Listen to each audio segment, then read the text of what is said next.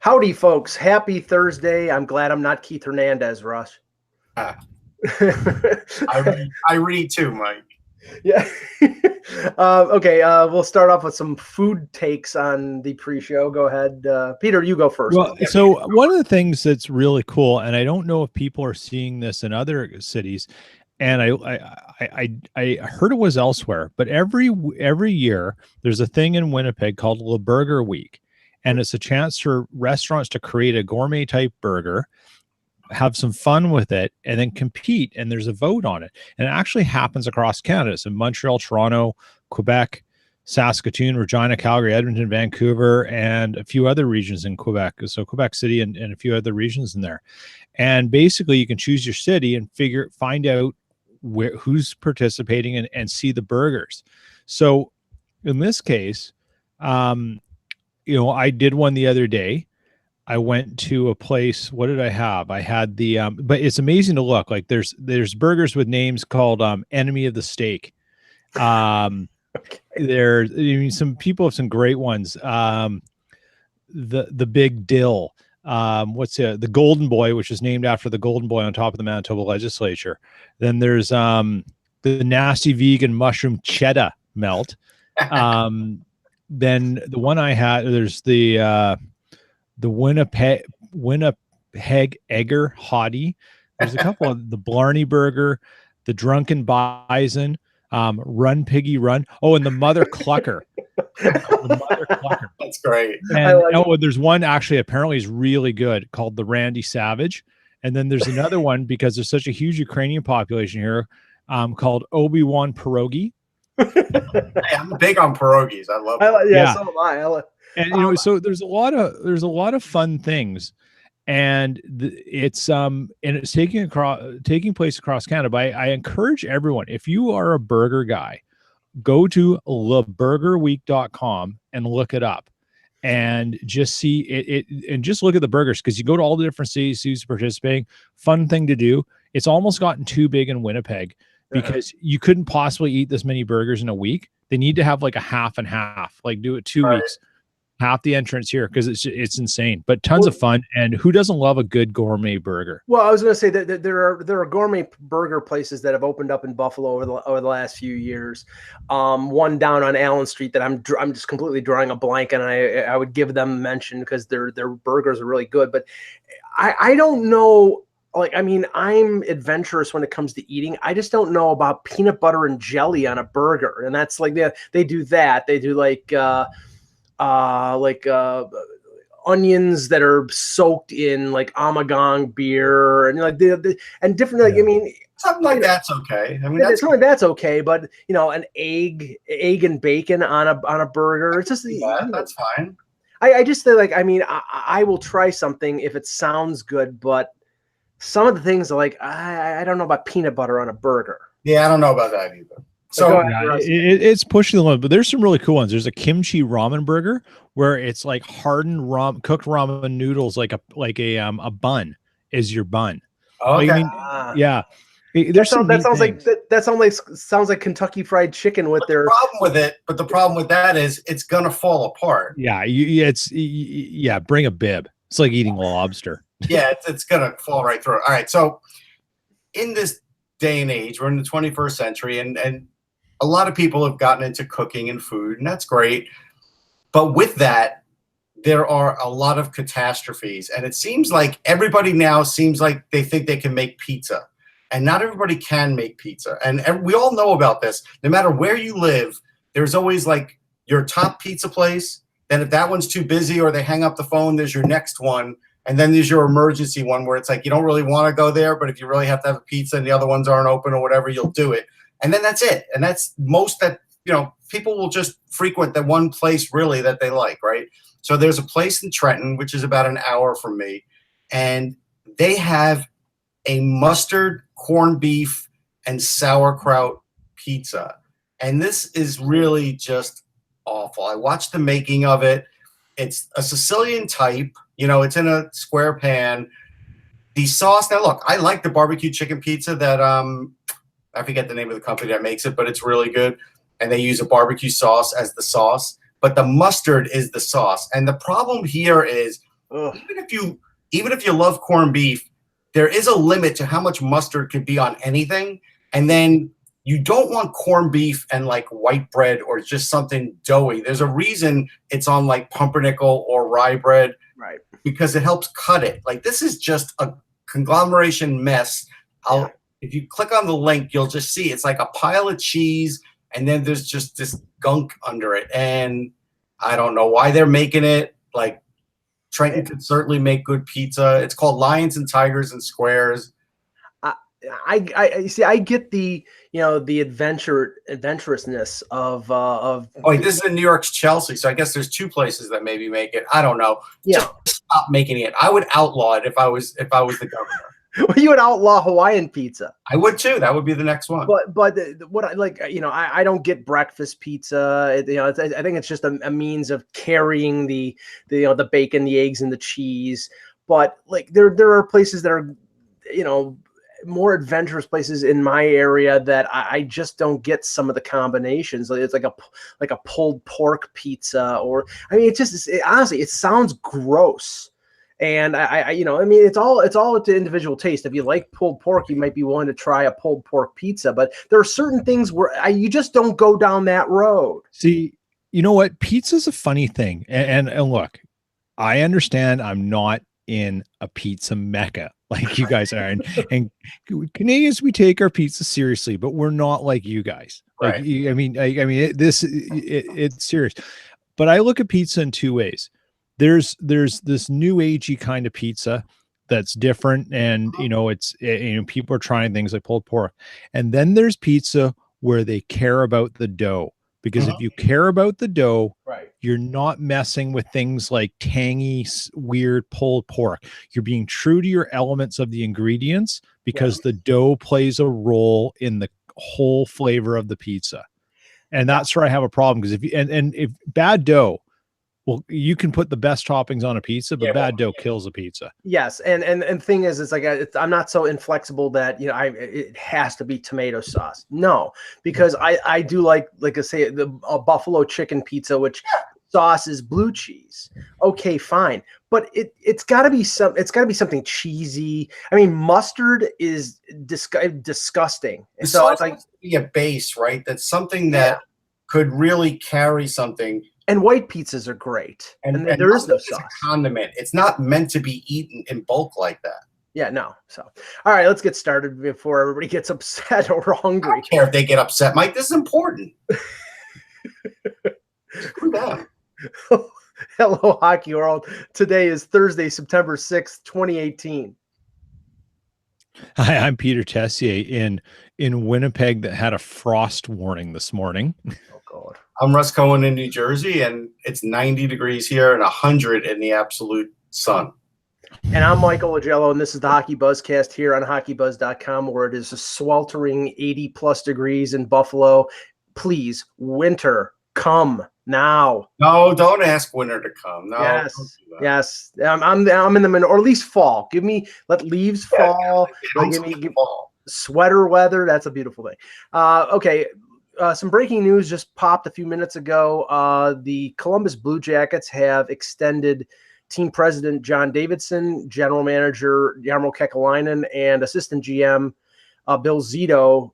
They've signed him to multi-year extensions. So now, ironically, John Tortorella, their head coach, I believe his contract is up after this season. And there has been talk about them extending him, but that didn't also happen. So I'm just mentioning that. But Russ, I think that this management team has done a pretty good job. They took a risk on Dubois in the 2016 draft, and I think he's turned out to be a pretty good player. They face a lot of challenges this year with Panarin and with Bobrovsky that we've talked about before, but I can see why they would have extended all three. Yeah, absolutely. They've done a good job. They have a Stanley Cup potentially winning team. They got the best out of a coach in John Tortorella, who, short of winning a cup now, is at least under control and doing a good job. They've drafted so well. I mean, they really have. Maintaining and keeping players, sure, that's a problem for a small market team, and they are a small market.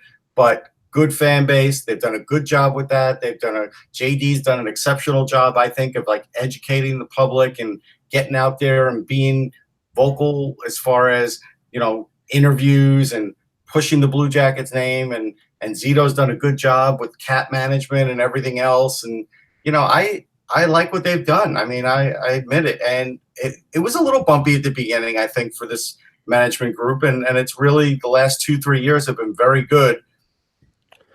Like any group, it could turn bad overnight, though. That's the way the NHL is. And I would not an indictment of them. And Peter, they face, like I said, they face a challenge this upcoming season with Panarin, an expiring contract. The noises made that he's probably he's not going to talk contract after the season begins. So that means he's on a path to either being traded at the deadline or them keeping him through and then letting him walk via unrestricted free agency, and Bobrovsky as well. And they also have to get Zach Werenski locked up on a long-term deal. So that may factor into the Panarin and Bobrovsky situation. So what do you think of this? This one's sort of interesting. Like, Columbus is stabilized. It has a little bit to do with torts. It has a little bit to do with a few things, and particularly the roster in terms of what they managed to draft, what they managed to acquire, and, and some performance things. They don't have any glaring issues. Maybe that Atkinson deal is looking a little iffy down the line, but there's nothing there that's, a major headache for them. The one thing I think that's really important when you look at someone like Davidson is he's such an excellent spokesperson. He's great in front of a microphone and a camera. If you're in a market that requires that face of a franchise and stuff, you probably couldn't find a better guy for it, because he's that kind of good and he has charisma and stuff. It's making sure that what's going on underneath him is also delivering to his message and what he's doing. And I don't think, if you're a Blue Jackets fan, you're probably a glass half full kind of guy right now. Yeah, sure. I think you feel pretty optimistic about the team. So starting to make changes in management and stuff seems a little goofy. But again, all it takes, right, is one or two missteps and everyone can be out. But that's just the reality of sports. Like, this isn't a bad deal. It's not affecting your cap. It's not hamstringing you to things. And they haven't done poorly. It's just they haven't really delivered in that nice playoff run yet. But that could happen. Look, the Eagles are playing tonight. I think you could say the Blue Jackets are sort of like the Eagles were in the Andy Reid era, short of making the Super Bowl. And, they haven't gotten to the Stanley Cup, and certainly could have had more success in the playoffs, but they're a perennial playoff team. It's different in the NHL, right? Like, you're never going to get to the conference final every year. The Rangers had that little run of getting the conference finals, and Tampa has, but it's few and far between for the most part in this era. Pittsburgh even, has done it pretty well. But we're probably talking 3 or 4 teams in the last 5 to 10 years that have done that well. So they're in that next tier, and they really have done a nice job. So it's again, you can't always put it on an organization like, well, you haven't won a cup. Well, the Vancouver Canucks have still never won a cup, right? There's still those teams. And then there are other teams like, the Canadians haven't won a cup since 93. So it's hard, right? So I don't ever use that as the hardened rule, but everything else is a pass for them. When you go there to see a game, it's fun. The arena is great. Town is great. They have stuff around there to do. The players play at a high level. The coaches at a high level. When I cover the Blue Jackets, it's done really well. Torts doesn't even blow up anymore, which is, I wish he kind of did a little, but the reporter in me does. But I'm just saying, the guys are good. Like, it's a really good environment. And Jarmo Kekalainen deserves a lot of praise here. He wouldn't take a lot of praise, though, because he is a guy that really is a hardened kind of winning kind of guy. He's a great guy. Like, if you talk to him, he'll talk to you for hours, but he's very competitive. And I know he really wants to win in the worst way. Yeah, and the contract that I point to in terms of them being sharp is the Seth Jones deal, because I think he's one of the top 10 defensemen in the league, and he's at $5.4 million for another, I believe, 4 years, another 4 years. So until 2022, including this year. Yeah, so that's now Russ and I have both had problems with David Savard's contract, and but they're really not other than that Cam Atkinson deal. And the thing is, they spread that out to 8 years to keep the cap hit under $6 million. They've got a few contracts I'm a little hinky about, like Dubinsky. But Wait, you like Sam Hinkie? Don't bring up that. No, just what I mean. But guys like Wenberg is locked up on a good number. Very underrated player, Wenberg. Yeah, Feline. Yes, Yeah, I know, Russ. You suggested that I draft him in a Stratomatic league, and that was a good pick. I think Dubois is coming along where I don't know whether he's going to be the number one center that is going to score 70 to 75 points, but he's a big body. He's good defensively. He's adequate offensively. He's going to be a guy who plays against the other team's number one center and can possibly shut him down. So that turned out to be a good pick. So I see positive things for Columbus, but everything is colored with what's going on with Bobrovsky and what's going on with Panarin. And I think it'll affect the direction of the franchise, but now at least they have some security when it comes to their management. Okay.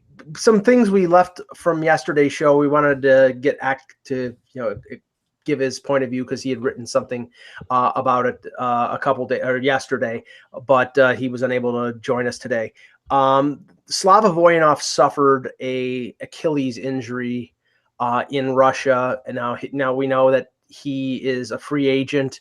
That he has expressed interest of coming over to the NHL. There was about 2 weeks ago, there was a little bit of a confusing situation on social media where Medvedev, the KHL president, indicated that he had been given permission by the NHL to resume or to sign with an NHL team, that there's a potential suspension still looming. Whereas the NHL said a decision had not been made. So everything is sort of up in the air. And this injury, which was an Achilles injury, is supposed to keep him out for a month. And X's point of view is that NHL teams should move on. That, and I understand the point of view in terms of what he did and whether it should be disqualifying in terms of him getting a job in the NHL. We know it's going to be a PR nightmare wherever he goes if he signs with an NHL team. But I don't think that him getting hurt and being out for a month is going to hurt his prospects about signing with an NHL team. In fact, I think teams going through training camp and discovering what they have on their rosters, and if they think that they're shorthanded or they think that they need to upgrade on defense, if it comes to the middle of October and he's healthy and ready to go, I think there's a chance he still gets signed by somebody. In fact, I think it increases it. Me too. I think it increases it. Here's a couple things. So he's out for a month. I see that Scott Campbell did a poll on Twitter if Jets fans were going to be willing to trade for and sign Voynov, and 27% said yes. And that's probably a higher number than a lot of people would think, but at least, it gives you a barometer. Rob Blake in late August said no teams were asking about Voynov, but again, he wasn't reinstated. Right. The minute he gets reinstated formally, Rob Blake's phone will be ringing off the hook. Yeah. And there'll probably be 5 to 10 teams that want him. And that's just the reality. Am I happy he's hurt? No, I'm not happy he's hurt, but I'm happy that right now he's not going to at least be there for training camp and be a distraction for teams. Yeah. But there's going to be a day, whether it's the day before the season begins or a week after the season begins, where this breaks and we all have to deal with it. Yeah, and Peter, the thing is, there are many examples in professional sports and other professional sports. The NFL, for example, with LaShawn McCoy in Buffalo, where there's accusations going on. There's a review of a situation regarding a robbery that he may have been or may not have been involved in. We don't know, but we've had other situations where players were involved in either domestic violence or some criminal activity. And after Michael Vick with the dogfighting situation, and he went to jail. After they served their time, I mean, the only negative here, I mean, well, not the only negative, but one of the biggest negatives is the PR nightmare that is created by the trade and signing. So, it's sort of like a team advocating what he did. Of course, they're not advocating. They're looking specifically at the player on the ice and not the deed that he did. Yeah, I mean, that's true. And well, Peter, what do you think? I didn't know. No, go ahead, Russ. No, Peter, you could do it. I just didn't know, No, go. You started. Just go ahead. I wonder what you have to say. No, I mean, the only thing I would say is nobody's behind the act, but there's always going to be that, should we give him a second chance because we have an opportunity? And of course, there's going to be that. Right.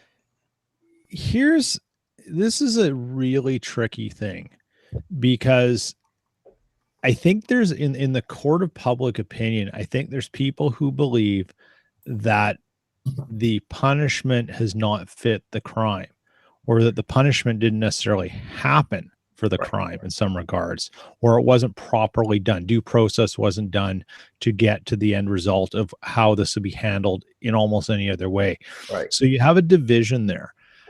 I think where the arguments come into this is, does the NHL need to make a line in the sand about what's acceptable behavior for its players to to be able to play in this league? And I think that's what some of the desire is you need to say, you do this, it's over. And that's the hard line thing.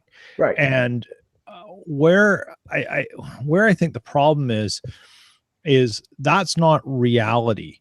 Right. If you assault someone, whether it's a woman, a child, a senior, another person, you do your time, you move on with your life. And you could go move on with your life in the same professional capacity in a different city. The problem is the league is one league. And I think that's where it's not, you're not different. It's the league, and the league has a say, or should have a say. And that's what people are getting stuck up on and hung up on, and what they want. And that's unfortunately, that's a different kind of conversation than whether Voynov should be back or not. That's an internal one about with the league and what the owners want and their governors and what they want the league to say. And we can all speculate based on history and actions about how you make your jokes however you want them. But that's the discussion that needs to happen, not whether Voynov is entitled to. He's entitled to go work. Where he should be allowed to work, that's a different conversation, and one that needs to happen. And if the league wants to ban him for life for what he did, they are free to do so. I also think, though, if they did that it would end up in court, and I think Voynov would win. But here's the thing.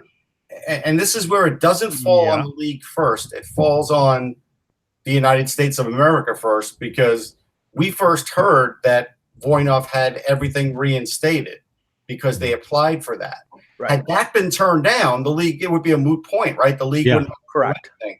So it does make you wonder why somebody who had this history of domestic violence and also had to serve time can actually travel from Russia to the U.S. Like, as an example, and I don't know if this is true, Peter, you can let me know. I saw a sign when I was driving through Buffalo last time that if you have a DWI, you may not be allowed in Canada anymore. Yeah. Correct. And likewise going the other way. Correct. If you have a criminal conviction against you. Yeah. A felony. It's a felony conviction against you. You may not be allowed to cross the border. I think it's for 10 years. I think it's There's a very good market in Canada for lawyers specializing in pardon applications and stuff, and doing that for people, so you can get across. And whether it just be to go to a ball game for a day or whatever, it's that simple, or even anything. So I mean, there's law that plays to things. So potentially, could Voynov even get into Canada if he was reinstated by the NHL? Well, I believe the charges were dismissed, and I believe it was considered a misdemeanor. So I don't think that, which is a misdemeanor, but isn't that enough to? No, it has to be a felony, and I believe it has to be a felony. So I don't 2 months in jail. Isn't that mean I mean, isn't that enough to sort of keep you out? Yeah, I don't know, but I believe I believe the ability to go in and out of Canada, it was tied to it being a felony rather than a misdemeanor. I think I don't know for sure. I'm not a lawyer, but I think if it's a misdemeanor, he can get into Canada and back out. I mean, I would just think. I mean, it would just make sense. Like, I get the DWI thing, but you can get a DWI and not be in jail.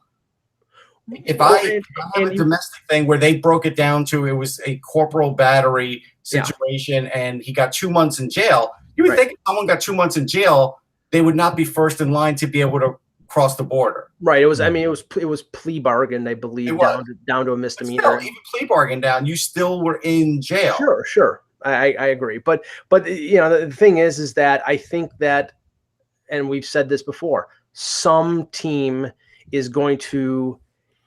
And I don't know which one, but some team is going to look at this as this is a guy who's a Stanley Cup winning defenseman who's under the age of 30, who's a right-hand shot, not ignoring the off-ice component, but saying we're willing to take a chance here. And I'm sure that team is going to get some negative feedback that's an understatement, but they may consider it worth that to do it. So, we'll see in a month. We'll see. And the thing is, it's going to keep them out probably till, early to mid-October, which means, maybe a few weeks after that in the first week of November, when teams have an idea more of what they have on defense, they'll make a judgment based on that. And then we may see Voynov get traded, his rights get traded from the LA Kings and him getting signed by an NHL team. But here's an example. Like, so Nate Schmidt's missing 20 games, right? Yes. Then he's going to have a conditioning assignment or at least work out with the team for a couple of weeks before he gets in the lineup. So if we're talking 23, 24 games into the schedule, what month are we in? You're talking after American Thanksgiving. You're talking just first week of December. So there's a possibility that they might be interested. Very possible.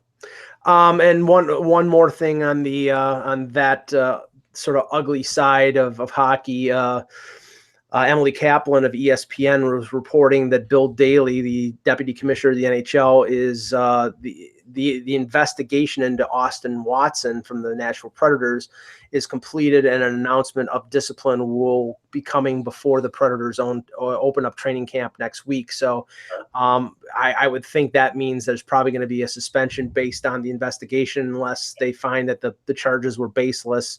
But we'll see. I mean, we don't know for sure. Yeah, we don't know for sure, but I just wanted to mention that go along with what we were talking about. Some minor news with the Jets. One of the restricted free agents, Erik Karlsson, goalie. I would think he's their third string, Peter, behind. Yeah. So one year, 2-way, $650,000 deal. It's fair. It makes sense. It's fine. Like, I think he's an asset. I mean, at the end of the day, Erik Karlsson could definitely be a backup in the NHL and possibly a starter somewhere someday, maybe even in Seattle. So you might as well hold on to him in case, that's a guy that you lose in the they need another goalie. Yeah. I mean, that's the basic thing. They need another goalie. Why wouldn't you find a deal with Comrie? Right. Unfortunately for Comrie, he's not had his last 2 seasons in the AHL have not been his strongest. Right. And he's got some work to do. In terms of what his future is going to be kind of determined in the next 2 years. Is he going to be a career minor leaguer, or is he going to be a guy who is looked at as a viable backup and potentially a start? He's got his move in his career has to start happening now. Right. And, hopefully he figures it out. I think at some point this year he's going to be called upon. That's just usually the way it goes, particularly if last year with the Jets is any history of how goaltending went, any indication. So, but yeah, they need to keep him in the fold. The Moose need a goaltender, and as simple as that. It's a fair deal, and we move along. So I got some breaking left to go. Good. I have some fun breaking news. So, the NHL is doing their media tour right now. They're in Chicago, and Chris Peters of ESPN, who we know well, just reported Connor McDavid said, they want McJesus, I'll give him McJesus. Oh boy. Oh boy, he's throwing down the gauntlet. That's pretty funny though. I appreciate the fact that he is aware that that's out there, and he doesn't hide from it. Well, it wasn't one of those very inventive hockey cards that were put out over the summer? Did it basically have a halo and long hair like our Lord? I think it did. That sort of leads into a comment that we saw on social media this morning from TSN's Darren Drager, quoting an NHL general manager from the Western Conference. He says, I will buy, the manager said, I will buy you the best steak dinner out there, the best steak dinner there is, if Austin Matthews signs for $1 less than what Connor McDavid is making. Now that goes hand in hand, Russ, with what's going on right now. It's a little over a week. Actually, it's training camp for the Maple Leafs opens next Thursday in Toronto, and William Nylander is not signed. We've talked about that off and on over the last few weeks. I don't see a big hubbub here. And now Kyle Dubas was interviewed by Bob McKenzie yesterday, and I think he's preaching and he's expressing patience like he has done all summer. And Nylander has indicated at a couple instances over the summer that he wants a long-term deal, but there seems to be, and the only thing that it can be is a difference in how much money on a long-term deal. And again, if you look at the comparables for Nylander, you're talking anywhere between $6 million for Nikolai Ehlers and 6.66 for David Pastrnak. Those players in the same draft year. I think Pastrnak is a better goal scorer than Nylander. I think Ehlers is basically on par with what Nylander is. If he's asking for more than what Pastrnak is getting, then you might have a holdout here. Or what I think is the more logical option is I think you're going to get a bridge deal out of it, because I don't think they want him to, stay out weeks on end into training camp. No, you might get a bridge deal, and that's fine. I mean, again, why in the world do I care? And why in the world do I need to make a declaration like this? Like, why do I care who makes more money? Again, this is the thing that I've always noticed since I was a little kid and I've been into sports. Sometimes, and I've seen teams do this, and Giancarlo Stanton is the best example that comes to mind. Even a team like Miami said, all right, look, in closed doors, they knew they weren't going to be able to keep Giancarlo Stanton, right? But to keep him short term, hey, let's make him the highest paid player in baseball. Okay. And they did. And then eventually the contract gets traded off. So what did that really do? So again, what if Matthews gets paid more than McDavid, and then at some point he's making so much money they've got to trade him off? Like, if you're a fan, you shouldn't care. If you're a fan of the game, you shouldn't care. It really doesn't matter. At the end of the day, you shouldn't even be comparing the two, because Matthews has years to go to be compared to McDavid. So, like, I don't even get any of this. Well, Peter, what I don't understand is, and I'm a member of the Toronto media, so I understand that there is angst amongst the fans regarding getting Nylander signed. They think that'll be an indicator of what's going to happen with Matthews and Marner. But the thing is, I look at it objectively, and I think Nylander is a fine player. He's scored 60 points 2 years in a row. His numbers are close to what Ehlers put up. I think they're less than what Pastrnak did. It seems to me that the reasonable area is something in the neighborhood of 6.25 to 6.5 million on a 6 or 7 year deal. And we don't know what his agent is looking for, but in regards to Matthews, I mean, he's better than Jack Eichel, so that means more than 10 million. He's better than Anze Kopitar. I think he's a better scorer than him, and he's much younger. But I don't see how, unless he scores 50 goals this year, he's going to get even close to what McDavid is making. Yeah. I don't. Wow, this is such a tough one. Like, you sit here and you sort of formalize your thought. So, like, I'm just so I can go back and make sure I'm completely clear here. Right. Connor McDavid is about to make $12.5 million AAV a year. Correct. You may want to pay Matthews the same as Connor McDavid. You may believe that your client deserves the same amount of money as Connor McDavid. Mm-hmm. And you may believe your client is deserving more than Jonathan Tavares at $11 million. Mm-hmm. But do you really believe it's fair to ask for what Connor McDavid is? Because you're essentially saying 11.5 puts him between Tavares and McDavid, and it keeps him above Eichel and above Kopitar, yeah. right? And above Taves too, and above Taves. So there's some there that it makes sense, and others that it's like that's probably where it makes sense. It's just, I think the Leafs are going to try and say, we signed this other guy, so your guy can have just as much success as the other guy, and he could have probably taken more someplace else or whatever. I think they don't want to sign him for much because they know they're going to have to deal with this at some point. Like, it'll be super interesting to see. I wouldn't be surprised if he got an identical deal to Tavares. Yeah, that's what a lot of people were saying, that they think that Matthews right now, if a deal was struck, it would be an 8-year version of the Tavares deal at 11 million per. And maybe Matthews wants, remember, these guys want as short a long-term deal as possible, because then it allows them to have more years in their prime on a new deal. That's why Stamkos, Stamkos, Doughty, Tavares, Taves, Kane, they all signed 5-year deals out of entry level, which made them 26 or 27 years old when a new deal came up.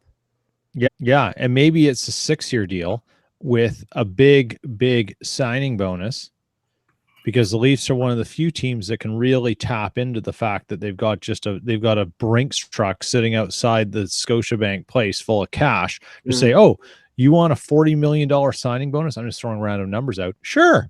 Let's go into the Brinks truck and grab it. They gave Tavares 70 of 77 million as signing bonus.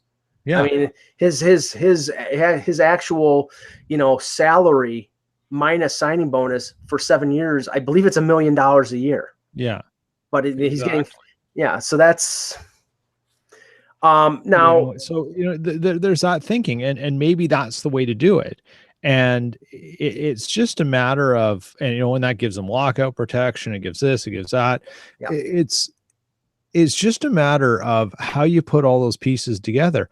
I think the best thing for the Leafs is that, simply put, they've got 1 year of watching this dynamic unfold with Tavares in place.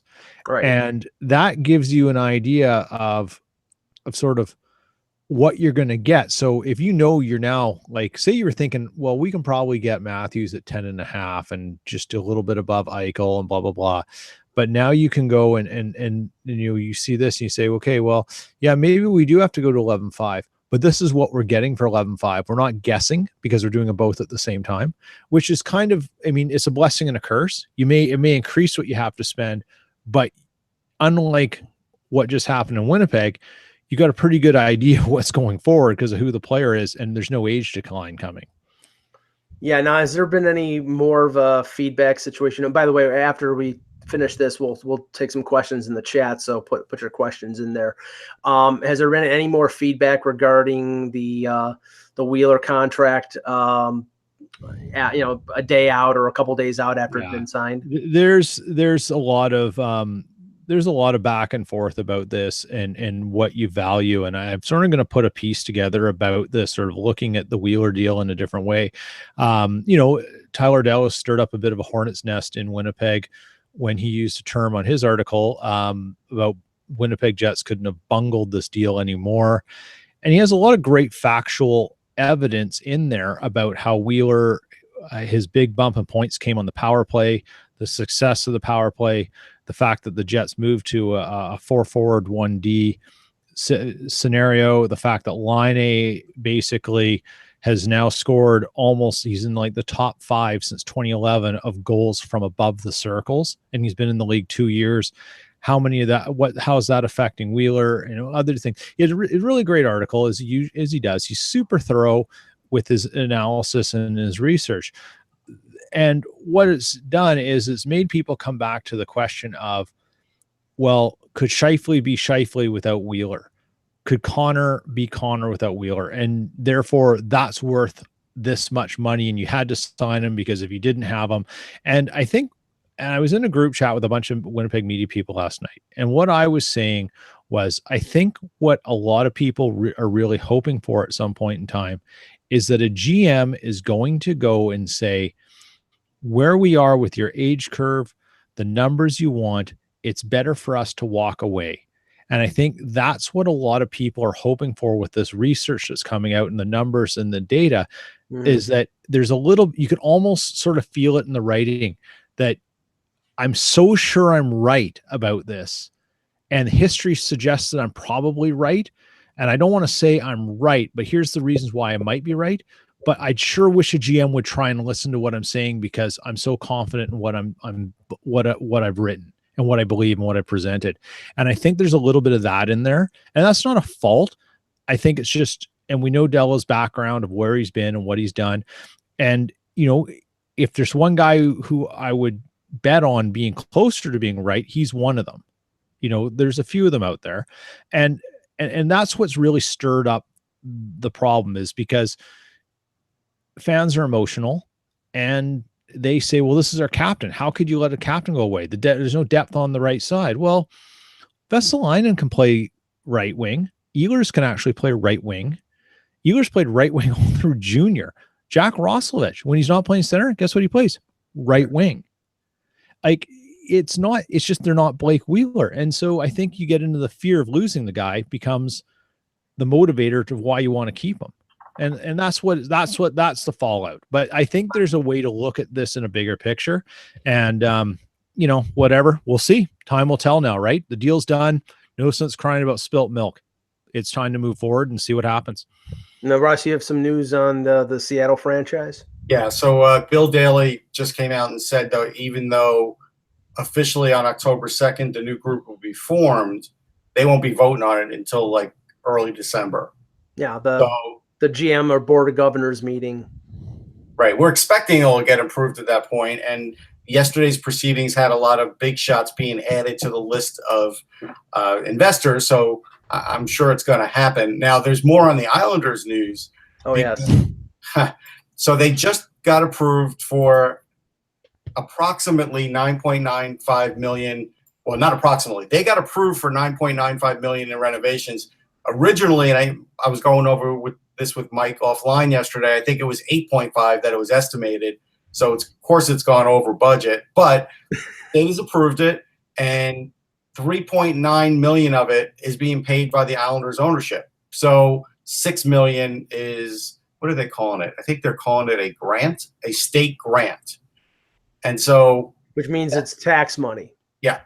And so, basically they will get a tax break also for having the Coliseum. Now, the interesting thing is these renovations have to be done by December 1st, because that's when they play the first game with the Blue Jackets there to be NHL approved for the next 3 years until Belmont's built. So that, if Belmont's built. That aside, so we looked at that yesterday, Mike and I, and the interesting thing about Belmont is, while it all seems to be like a nice sealed, delivered deal, they still have to be ready for the 2021 season. They haven't even broken ground yet. They haven't even, from what I can tell, haven't gotten the environmental impact statements yet. But what Mike and I saw was Newsday did some coverage, and it was all out there on the web yesterday, that they're still talking about truck routes. Like, hey, trucks can't drive on like the southern state, but they can drive on like the LIE and the northern state, and how, you have to have a truck area for these things. And the racetrack doesn't have that currently. And all these minute things, there's a list now, Peter, that they have to go through just to sort of meet those sort of demands. The LIRR still hasn't decided. The railroad system hasn't decided if it's going to be like a all year round stop. because it never has been. And so that's another issue. And so, like, there's a lot of issues to see if they even get the shovels in the ground, this spring to sort of get it going. But the Coliseum's going, and it's going to be under 14,500 seats. So technically, it doesn't meet NHL standards long term, but Gary Bettman's approved it temporarily. But it still does make you think now that there's this other $1.5 billion hub deal going around Nassau Coliseum, with, shopping areas and all kinds of things. Back in the day, all that they did for Nassau Coliseum was they built a Marriott hotel. And it was a nice hotel, and I hung out in there, and I worked around the corner at Roosevelt Field, and it's still there. It's a nice place. Now they're trying to do more, right? Because Roosevelt Field was originally where Lindbergh landed. There's actually a Lindbergh Museum there now. Where he took off. Sorry. And there's a Lindbergh Museum there and everything else, but there's still a lot of room to do renovations. And it's interesting because these things have always been talked about like my entire life. Even, potential railroad there, stopping at Hempstead, never happened.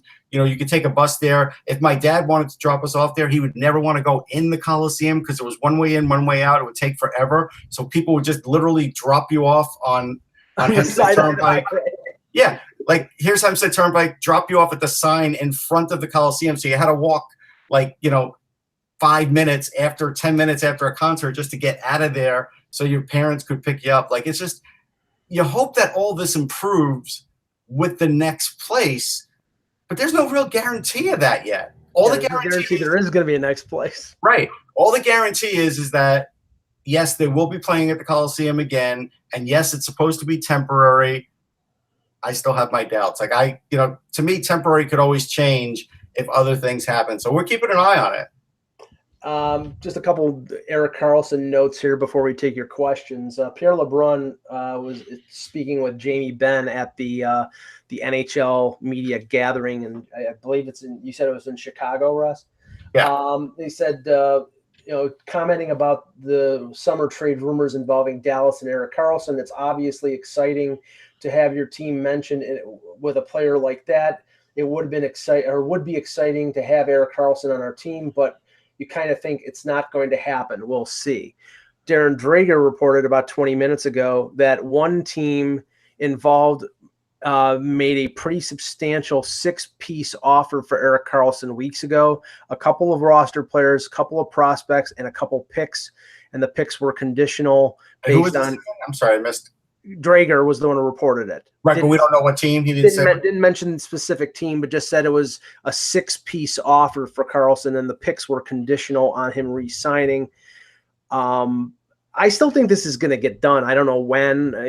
You would think that Ottawa would want to get it done before the season starts, even before training camp starts. But I mean, I don't think they're going to be held hostage in terms of wanting to. They're going to want to get what they're going to want to get. But here's the thing. I mean, this is again, when you see something like that from Dreger, and it's not his fault, right?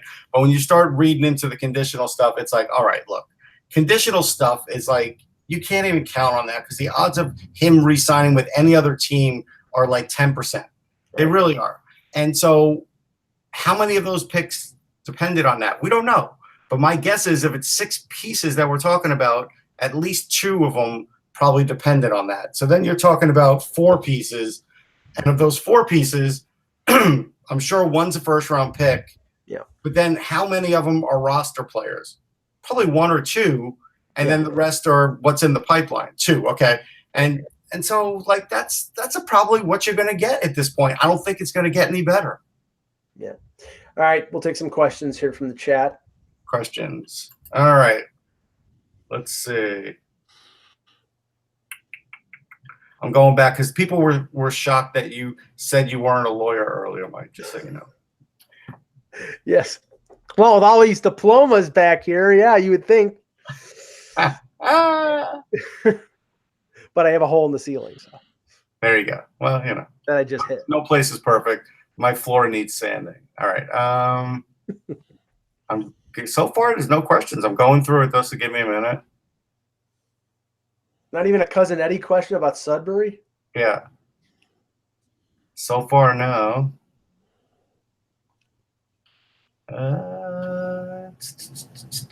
Still going through. Okay, yeah. please don't do supposed trades in the chat room, Drew, like ones that don't make sense, but you're just trying to stoke it. We're not. Yeah, I mean, well, that's he says he's kidding, but it's like, yeah, we don't want to go there. No, not really. Because I saw some of that on Twitter last night, and I just sort of laugh at that. And it's like, why? There was one where it was talking. I think it was like Nylander for Karlsson. Would you do it on a 1-year trade? And it's like, well, you can't, because Nylander's an RFA. Like, they'd still have his rights. Right. So, like, it doesn't even make sense. Yeah, and do not bring up the word Nylander and the word trade in Toronto, because all I know is that one network seems to continually go back to that well once too often, and the other one doesn't. Yeah. All right. So here's one. Fash Out wants to know, who do the Leafs pick at 31st overall? Yes, that's pretty bold of you, Fash. They won't be picking 31st. Maybe they'll be picking something like 21, 22, 23. Does that mean they're trading to get a first round pick from the eventual Stanley Cup champion? I mean, that's the thing. I think they'll be picking a hockey player there, Mike. I'm just guessing. Well, and that's the thing. It's like the hype machine has really started percolating in earnest the last few days with the, today, Tavares and Matthews were both on the ice at the Leafs practice facility. And like I said, training camp is going to open next Thursday. And actually I'll be at the camp in Niagara Falls for all 3 days. And I get it. And Leaf fans should be excited, but do I think they're a Stanley Cup contender? Sure. Do I think they're going to win the Stanley Cup? Not unless they improve their defense, and I will stick with that until I am blue in the face, because this defense is not a Stanley Cup caliber defense. They're, right now, Ron Hainsey is on their first pairing.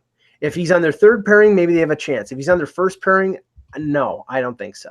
All right, so a couple things. So actually, this question I'm going to entertain, but there's some real good ones here now.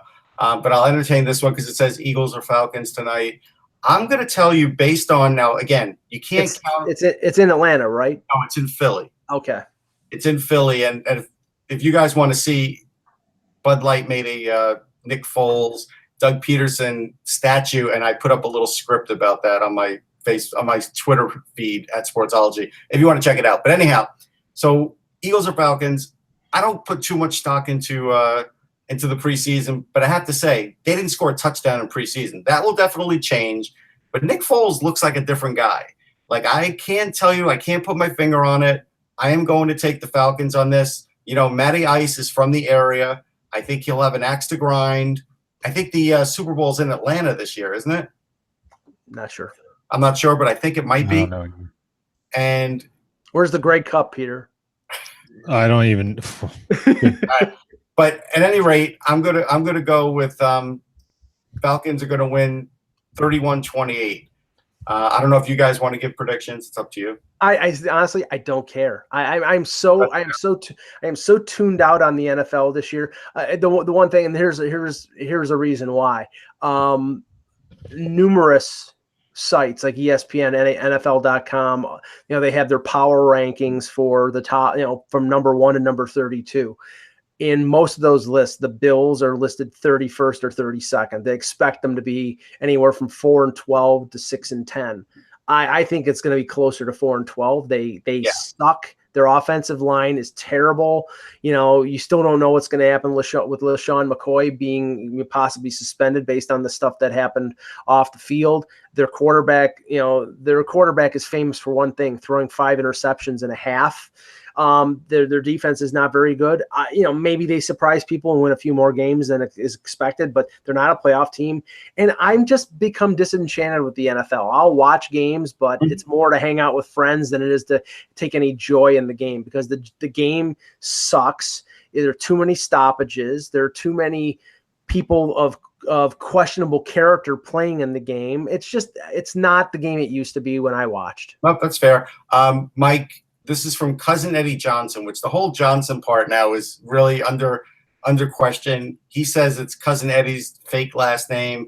I don't know. Maybe he's in witness protection, and that's why he lives in Sudbury. That would make sense. But he wants to know how Ozaganov looks, so please let him know.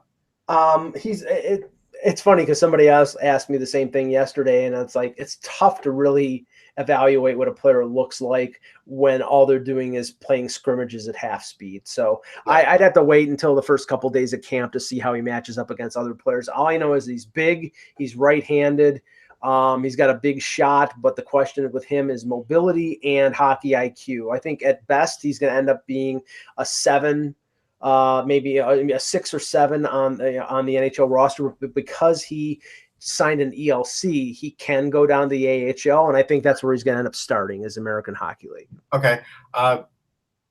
Bepsis wants to know our bold predictions for this upcoming season. I'll give you mine. I think the Florida Panthers make the playoffs. I do, and I think they actually even have a Stanley Cup run in them. I don't know how far they'll get. You guys have any bold predictions? My bold prediction is the Edmonton Oilers will miss the playoffs. Okay. Pete? Well, everybody is, it's McDavid. He's going to make the playoffs. No problem. No. My bold prediction is the Dallas Stars finish in the top 3 in the Central. Okay. That's interesting. Which means they have not, they would not trade Tyler Seguin. Yeah. Okay. Julian wants to know any news on why some of the Boston players not going to China. I think because of rehab. Like, it's like if you have a slight injury, there's no reason to take like a 1,000,000-hour flight and then try and get better there when the travel is going to be so bad. And also, I go back to the game that the Kings played in England. I'm not sure if Quick wasn't on the trip or they just didn't play him. But if you remember, Bernier played as a rookie, and then they sent him to the back to juniors after that. So teams don't want to risk too much in these games. Interesting note on the on David Krejci. Apparently, a column from Joe Haggerty where Krejci was not exactly pleased with the very public pursuit by the Bruins of John Tavares, because he knew if Tavares would be signed that he would have been going out of town. Now, obviously, it didn't happen. He went to the Leafs, but it makes Krejci not exactly feel secure that he came within a hair's breadth of possibly being traded. Even though he's got a no trade clause, they would have found a way either to, talk him into being traded, or I don't know if there's a 10-team limit or whatever. But, he expressed to Haggerty that he wasn't exactly pleased with the fact that the Bruins were so public in pursuing Tavares. Okay. Another question: how long will Carson Wentz be out? I will say week 3 is when he will come back. We still have more. Let's see. Nope, that's it. Okay. Good, Joe. Good job. We'll be back tomorrow with another edition of the Hockey Buzzcast. For Peter Tessier, for Russ Cohen, I'm Michael Agello. Thank you for watching. And remember, without the buzz, it's just hockey.